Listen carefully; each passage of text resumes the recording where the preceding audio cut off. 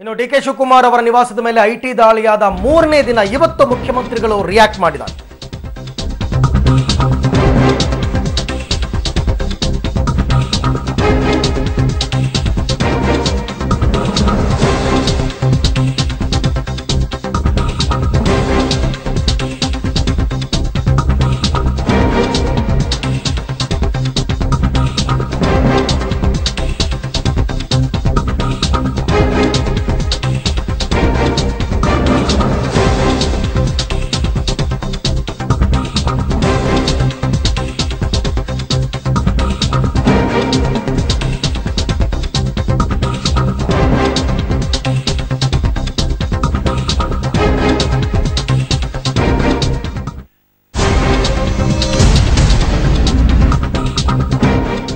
ಇದೆಲ್ಲವೂ ಕೂಡ ಮೋದಿ ಸರ್ಕಾರದ ಪಿತೂರಿ. ಇದು ಮುಖ್ಯಮಂತ್ರಿಗಳ ಮೊದಲ ಪ್ರತಿಕ್ರಿಯೆ. ಕೆಲವೊಂದು ವಿಚಾರಗಳ ಬಗ್ಗೆ ಮಾತನಾಡಿದ್ದಾರೆ ಅವರು. ಗುಜರಾತ್ ಶಾಸಕರು ತಂಗಿರುವ ರೆಸಾರ್ಟ್ ಮೇಲೆ ಐಟಿ ದಾಳಿ ನಡೆಸುವ ಅವಶ್ಯಕತೆ ಏನಿತ್ತು ಅನ್ನುವಂತಹ ಪ್ರಶ್ನೆ. ಜೊತೆಗೆ ಮೋದಿ ಸರ್ಕಾರದಲ್ಲಿ ಇರತಕ್ಕಂಥ ಸಚಿವ ಅನಂತಕುಮಾರ್ ಅವರ ಮೇಲೂ ಕೂಡ ಭ್ರಷ್ಟಾಚಾರದ ಆರೋಪಗಳಿದೆ. ಹಾಗಾದ್ರೆ ಇವರು ಡಿಕೆ ಶಿವಕುಮಾರ್ ಅವರ ರಾಜೀನಾಮೆಯನ್ನ ಕೇಳುವ ಯಾವ ನೈತಿಕತೆಯನ್ನ ಇವರು ಇಟ್ಕೊಂಡಿದ್ದಾರೆ? ಡಿಕೆಶಿ ರಾಜೀನಾಮೆ ಕೇಳಲು ಇವರಿಗೆ ನೈತಿಕತೆನೇ ಇಲ್ಲ. ಇವೆಲ್ಲವೂ ಕೂಡ ಮೋದಿ ಸರ್ಕಾರದ ವಿರುದ್ಧ ಮುಖ್ಯಮಂತ್ರಿ ಸಿದ್ದರಾಮಯ್ಯ ಆಡಿರತಕ್ಕಂಥ ಮಾತುಗಳು. ಈ ಹೊತ್ತಿನಲ್ಲಿ ದಾಳಿ ಮಾಡಿರತಕ್ಕಂಥದ್ದು ಸರಿಯಲ್ಲ ಅನ್ನುವಂತಹ ಮಾತನ್ನ ಕೂಡ ಹೇಳಿದ್ದಾರೆ. ಡಿಕೆ ಶಿವಕುಮಾರ್ ಮೇಲಿನ ಐಟಿ ದಾಳಿ ಪ್ರಕರಣಕ್ಕೆ ಸಂಬಂಧಪಟ್ಟಂತೆ ಮೊಟ್ಟ ಮೊದಲ ಪ್ರತಿಕ್ರಿಯೆ ಮುಖ್ಯಮಂತ್ರಿ ಸಿದ್ದರಾಮಯ್ಯನವರದ್ದು. Really, see, I am not against the raid on any house, or search on any house. But the time that they have selected and the intention of the central government and the IT department and the legislators who are there in the Eagleton resort, they made a statement. What is that they have made? ಈ ಬಗ್ಗೆ ಮತ್ತಷ್ಟು ಮಾಹಿತಿಯನ್ನು ಪಡೆಯೋಣ ನಮ್ಮ ಪ್ರತಿನಿಧಿ ರವೀಶ್ ಅವರಿಂದ. ರವೀಶ್, ಇವತ್ತು ಮೂರನೇ ದಿನ ಐಟಿ ರೇಡ್ ಆಗಿರ್ತಕ್ಕಂಥದ್ದು. ಇವತ್ತು ಮುಖ್ಯಮಂತ್ರಿಗಳು ಮೊದಲ ರಿಯಾಕ್ಷನ್ ಕೊಟ್ಟಿದ್ದಾರೆ. ಸೊ ಒಟ್ಟಾರೆ ಈ ಐಟಿ ರೇಡ್ ಬಗ್ಗೆ ಏನೆಲ್ಲ ಮಾತನಾಡಿದ್ದಾರೆ ಮುಖ್ಯಮಂತ್ರಿಗಳು? ಅರವಿಂದ್, ಮೊದಲ ಬಾರಿಗೆ ಮುಖ್ಯಮಂತ್ರಿ ಸಿದ್ದರಾಮಯ್ಯ ಅವರು ರಿಯಾಕ್ಟ್ ಮಾಡಿದ್ದಾರೆ ಮಾಧ್ಯಮಗಳಿಗೆ. ಅಂದ್ರೆ ಕಳೆದ 5 ದಿನಗಳಿಂದಲೂ ಕೂಡ ವಿಶ್ರಾಂತಿಯಲ್ಲಿದ್ರು. ಇವತ್ತು ಮುಖ್ಯಮಂತ್ರಿ ಸಿದ್ದರಾಮಯ್ಯ ಅವರು ತಮ್ಮ ನಿವಾಸ ಕಾವೇರಿಯಿಂದ ವಿಧಾನಸೌಧಕ್ಕೆ ತೆರಳಿದ್ದಾರೆ. ಅಂದ್ರೆ ಪ್ರಮುಖವಾಗಿ ಇಲ್ಲಿ ಡಿಕೆ ಶಿವಕುಮಾರ್ ಅವರ ಮನೆ ಮೇಲಿನ ದಾಳಿ ಬಗ್ಗೆ ಪ್ರತಿಕ್ರಿಯಿಸಿದ್ದಾರೆ. ಅಂದ್ರೆ ಕೇಂದ್ರ ಸರ್ಕಾರದ ಉದ್ದೇಶ ಏನಿದೆ, ಆ ಒಂದು ಉದ್ದೇಶ ಸರಿಯಿಲ್ಲ.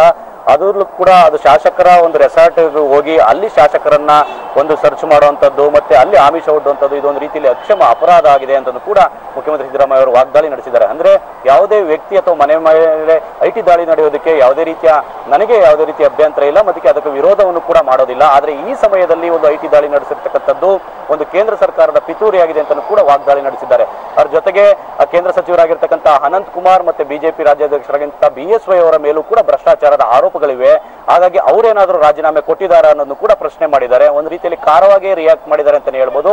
ಅದ್ರ ಜೊತೆಗೆ ಡಿಕೆ ಶಿವಕುಮಾರ್ ಅವರು ಎಲ್ಲಾ ರೀತಿಯಲ್ಲೂ ಕೂಡ ಹೊರಬರುತ್ತಾರಾ ಈ ಒಂದು ಐಟಿ ದಾಳಿಯ ಸಂದರ್ಭದಲ್ಲಿ ಅವರು ಏನೆಲ್ಲ ಮಾಹಿತಿಗಳು ಸಿಕ್ಕಿದೆ ಅದೆಲ್ಲವನ್ನೂ ಕೂಡ ಒಂದು ರೀತಿಯಲ್ಲಿ ನಿರಪರಾಧಿ ಅಂತ ಹೊರಬರ್ತಾರ ಅನ್ನೋ ಕೇಳಿದ ಪ್ರಶ್ನೆಗೆ ಆ ಬಗ್ಗೆ ಯಾವುದೇ ರೀತಿಯ ಸ್ಪಷ್ಟವಾಗಿ ಮುಖ್ಯಮಂತ್ರಿ ಸಿದ್ದರಾಮಯ್ಯ ಅವರು ರಿಯಾಕ್ಟ್ ಮಾಡಿಲ್ಲ. ಅಂದ್ರೆ ಅಲ್ಲಿ ಏನ್ ಸಿಕ್ಕಿದೆ ಏನ್ ಸಿಕ್ಕಿಲ್ಲ ಅನ್ನೋದು ನನಗೇನು ಗೊತ್ತ್ರಿ, ಹಾಗಾಗಿ ಅದೆಲ್ಲವೂ ಕೂಡ ಗೊತ್ತಾದ ಮೇಲೆ ನಾನು ಹೇಳ್ತೀನಿ ಅನ್ನೋ ಮಾತುಗಳನ್ನು ಕೂಡ ಹೇಳಿದ್ದಾರೆ. ಅದ್ರ ಜೊತೆಗೆ ಅವರ ತಾಯಿ ಡಿಕೆ ಶಿವಕುಮಾರ್ ಅವರ ತಾಯಿ ಅನ್ನೋ ಆರೋಪ ಏನ್ ಮಾಡಿದ್ದು ಆ ಆರೋಪಕ್ಕೂ ಕೂಡ ಯಾವುದೇ ರೀತಿಯ ಉತ್ತರವನ್ನು ಕೂಡ ಕೊಡದೆ ಇಲ್ಲ ಅರ್ಜೆಂಟ್ ಇದೆ ಅಂತ ಕೂಡ ಮುಖ್ಯಮಂತ್ರಿ ಸಿದ್ದರಾಮಯ್ಯ ಅವರು ತಿಳಿದ್ದಾರೆ. ಅಂದ್ರೆ ಒಟ್ಟಾರೆಯಾಗಿ ಮುಖ್ಯಮಂತ್ರಿ ಸಿದ್ದರಾಮಯ್ಯ ಈ ಒಂದು ಡಿಕೆ ಶಿವಕುಮಾರ್ ಅವರ ಮನೆ ಮೇಲಿನ ದಾಳಿಯನ್ನು ಕೂಡ ಖಂಡಿಸಿದ್ದಾರೆ. ಅರವಿಂದ್, ರವೀಶ್, ಇವತ್ತು ಸಚಿವರ ತುರ್ತು ಸಭೆಯನ್ನ ಮುಖ್ಯಮಂತ್ರಿಗಳು ಕರೆದಿದ್ದಾರೆ. ಜೊತೆಗೆ ಕೆಲವೊಂದು ಅಧಿಕಾರಿಗಳನ್ನ ಕರೆಸಿಕೊಂಡು ಬಿಜೆಪಿಯ ಪ್ರತಿನಿಧಿಗಳು ಅಂದ್ರೆ ಬಿಜೆಪಿ ನಾಯಕರ ಮೇಲೆ ಯಾವ ಆರೋಪಗಳಿದೆ ಅಂತ ಅಂದ್ಬಿಟ್ಟು SIT ಇಂದ ಮಾಹಿತಿ ತಗೊಂಡಿದ್ದಾರೆ. ಇವೆಲ್ಲವನ್ನ ನೋಡ್ತಾ ಇದ್ರೆ ಸರ್ಕಾರದ ಮುಂದಿನ ನಡೆ ಏನು ಅನ್ನೋದ್ರ ಬಗ್ಗೆ ಏನಾದ್ರು ಮಾಹಿತಿ ಕೊಟ್ರ? ಆ ಬಗ್ಗೆ ಯಾವುದೇ ರೀತಿಯ ಮಾಹಿತಿಯನ್ನು ಕೂಡ ಕೊಡ್ಲಿಲ್ಲ. ಯಾಕೆಂದ್ರೆ ಅದು ರಾಜಕೀಯ ತಂತ್ರಗಾರಿಕೆಯಲ್ಲಿ ಒಳಗಡೆ ಆಂತರಿಕವಾಗಿ ಏನೆಲ್ಲ ರಣತಂತ್ರಗಳನ್ನ ಮಾಡಬೇಕು ಅದನ್ನು ಕೂಡ ಮಾಡ್ತಾರೆ ಮುಖ್ಯಮಂತ್ರಿ ಸಿದ್ದರಾಮಯ್ಯ ಅವರು. ಯಾಕೆಂದ್ರೆ ಈಗಾಗಲೇ ಎಲ್ಲವೂ ಕೂಡ ರೆಡಿ ಆಗಿದೆ. ಇನ್ನು ಮುಂದೆ ರಾಜ್ಯ ರಾಜಕಾರಣದಲ್ಲಿ ಒಂದು ರೀತಿಯಲ್ಲಿ ಬಿಜೆಪಿ ವರ್ಸಸ್ ಕಾಂಗ್ರೆಸ್ನ ನಡುವಿನ ಅಸಲಿ ಆಟ ಶುರು ಆಗುತ್ತೆ ಅಂತ ಕೂಡ ಹೇಳಲಾಗ್ತದೆ. ಹಾಗಾಗಿ ಮುಖ್ಯಮಂತ್ರಿ ಸಿದ್ದರಾಮಯ್ಯ ಅವರು ಕೂಡ ಸ್ಪಷ್ಟಪಡಿಸಿದ್ದಾರೆ. ಅಂದ್ರೆ ಸಚಿವರುಗಳ ಸಭೆಯನ್ನು ಕೂಡ ಕರೀತೇನೆ ಅಂತ. ಯಾಕೆಂದ್ರೆ MB ಪಾಟೀಲ್ ಅವರು ಕೂಡ ಈಗಾಗಲೇ ಪತ್ರಿಕಾಗೋಷ್ಠಿಯನ್ನು ಕೂಡ ಕರೆದು ಈಗಾಗಲೇ ಮಾತನಾಡಿದ್ರು. ಅಂದ್ರೆ ನನ್ನ ಮೇಲೂ ಕೂಡ ಐಟಿ ದಾಳಿ ನಡೆಯುವಂತಹ ಸಾಧ್ಯತೆ ಇದೆ, ನನಗೂ ಕೂಡ ಒಂದು ವಾರದಿಂದ ಮಾಹಿತಿ ಇದೆ, ಇದೆ, ಮಾಡ್ಲಿ ಐಟಿ ದಾಳಿಯವರು. ಅವರಿಗೆ ನಾನು ಐಟಿ ಅವರು ಬಂದಂತ ಸಂದರ್ಭದಲ್ಲಿ ನಾನು ಕೂಡ ಹೂಗುಚ್ಛವನ್ನು ಕೊಟ್ಟು ಅವ್ರನ್ನ ಸ್ವಾಗತಿಸ್ತೀನಿ, ನನ್ನ ಹತ್ರ ಏನಿದೆ ಅಂತ ಕೂಡ ರೈಡ್ ಮಾಡ್ಲಿ ಅಂತ ಕೂಡ ಹೇಳಿದ್ರು. ಹಾಗಾಗಿ ಎಲ್ಲೋ ಒಂದ್ ಕಡೆ ಮುಖ್ಯಮಂತ್ರಿ ಸಿದ್ದರಾಮಯ್ಯ ಸಂಪುಟದ ಕೆಲ ಸಚಿವರು ಕೂಡ ಇನ್ನು ಮತ್ತೆ ಆತಂಕ ಶುರುವಾಗಿದೆ, ನಮ್ಮ ಮೇಲೂ ಕೂಡ ದಾಳಿ ನಡೀಬಹುದು ಅಂತ. ಹಾಗಾಗಿ ಮುಖ್ಯಮಂತ್ರಿ ಸಿದ್ದರಾಮಯ್ಯ ಎಲ್ಲಾ ಸಚಿವರ ಜೊತೆ ಕೂಡ ನಾನು ಸಭೆ ನಡೆಸಿ ಅವ್ರ ಜೊತೆ ಮಾತುಕತೆ ನಡೆಸ್ತೀನಿ ಅಂತ ಕೂಡ ಹೇಳಿದ್ದಾರೆ. ಹಾಗಾಗಿ ಮುಂದೆ ರಾಜ್ಯ ಸರ್ಕಾರ ಯಾವ ರೀತಿ ಟಾರ್ಗೆಟ್ ಮಾಡುತ್ತೆ ಮತ್ತೆ ಇದಕ್ಕೆ ಪ್ರತಿಯಾಗಿ ಯಾವ ರೀತಿ ಹೋರಾಟದ ರೂಪುರೇಷೆಗಳನ್ನ ಕೈಗೊಳ್ಳಬೇಕು ಅನ್ನೋದ್ರ ಬಗ್ಗೆ ಕೂಡ ಆ ಒಂದು ಸಭೆಯಲ್ಲಿ ಮುಖ್ಯಮಂತ್ರಿ ಸಿದ್ದರಾಮಯ್ಯ ಚರ್ಚಿಸ್ತಾರೆ ಅಂತ ಕೂಡ ಹೇಳಲಾಗ್ತದೆ. Arvind. Okay Ravish, thank you, ತಮ್ಮೆಲ್ಲ ಮಾಹಿತಿಗಾಗಿ ಧನ್ಯವಾದ. ಇನ್ನು ಡಿಕೆ ಬ್ರದರ್ಸ್ ಸಾಮ್ರಾಜ್ಯದಲ್ಲಿ ಬಿರುಕು ಮೂಡಿರತಕ್ಕಂಥದ್ದು ಅವರ ಹೆತ್ತವನನ್ನ ಸಾಕಷ್ಟು ಕಂಗೆಡಿಸಿದೆ. ಈ ನೋವಿನಲ್ಲಿ ಗೌರಮ್ಮ ಸಿಎಂ ಸಿದ್ದರಾಮಯ್ಯ ವಿರುದ್ಧ ಗುರುತರ ಆರೋಪವನ್ನು ಮಾಡಿದ್ದಾರೆ. ಈ ಬೆನ್ನಲ್ಲೇ ಮತ್ತೋರ್ವ ಪುತ್ರ ಡಿಕೆ ಸುರೇಶ್ ಡ್ಯಾಮೇಜ್ ಕಂಟ್ರೋಲ್ಗೆ ಇಳಿದಿದ್ದಾರೆ.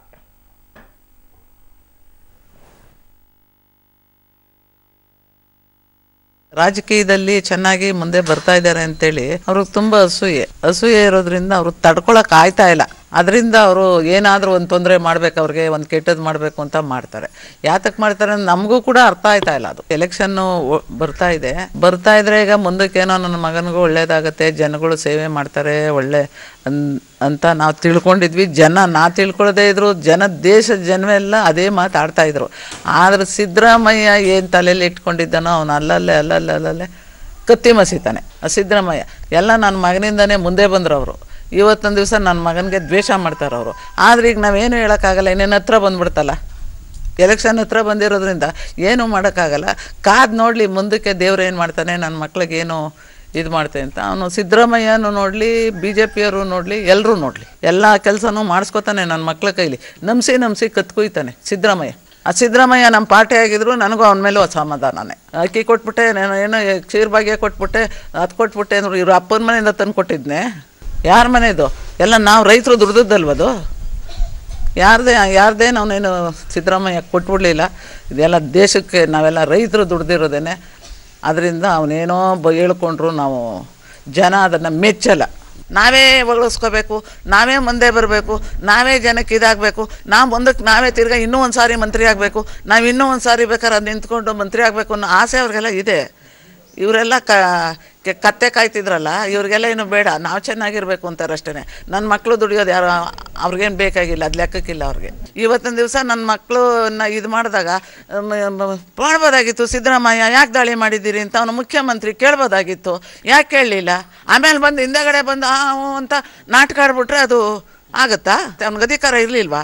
ನಾನಂತ ಅವರಂತ ಕೆಟ್ಟ ಬುದ್ಧಿ ಆ ಥರ ಕೀಳ್ತನ ಮಟ್ಟದಲ್ಲಿ ನೋಡೋ ಥರ ನನ್ನ ಮಕ್ಕಳು ಬುದ್ಧಿ ಕಲ್ತಿಲ್ಲ. ನನ್ನ ಮಕ್ಳು ಏನಿದ್ರು ಪವಿತ್ರವಾಗಿರೋ ಮಕ್ಕಳು, ತಪ್ಪು ಮಾಡೋ ಮಕ್ಕಳನ್ನ ನಾನು ಎತ್ತಿಲ್ಲ. ನನ್ನ ಮಕ್ಕಳು ಗೆದ್ದು ಬರ್ತಾರೆ ಅಂತಲೇ ನನಗೆ ನಂಬಿಕೆ ಇದೆ. ನನಗೆ ಆ ದೇವರಲ್ಲೂ ಅದನ್ನೇ ಪ್ರಾರ್ಥನೆ ಮಾಡ್ತೀನಿ. ಮೋದಿ ಮಾಡಿಸ್ತಾ ಏನೋ ಇದು ರಾಜಕೀಯದ ಬಗ್ಗೆ ಮಾಡವನು ಅನುಭವಿಸ್ಕೊಳ್ಳಿ ಬಿಡಿ, ಅದ್ರ ಪ್ರತಿಫಲ ಅವನು ಊಟ ಮಾಡ್ತಾನೆ ಅನ್ಸುತ್ತೆ ನನಗೆ. Really, see, I am not against the raiding, raid on any house, a search on any house. But the time that they have selected and the intention of the central government and the IT department, the legislators who are there in the Eagleton Resort, they made a statement. What is that they have made a statement? See, this is the first time they brought CRPF people with the IT officials. Why they have brought? Always they have to take the assistance of the local police. But this time they have brought the CRPF people. There are corruption charges against Anand Kumar only. Inquiry is still going on.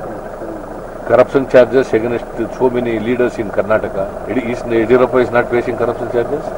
See, let us see. We do not know what happened in the search. What is they are found in this search. But according to me, it's a politically motivated.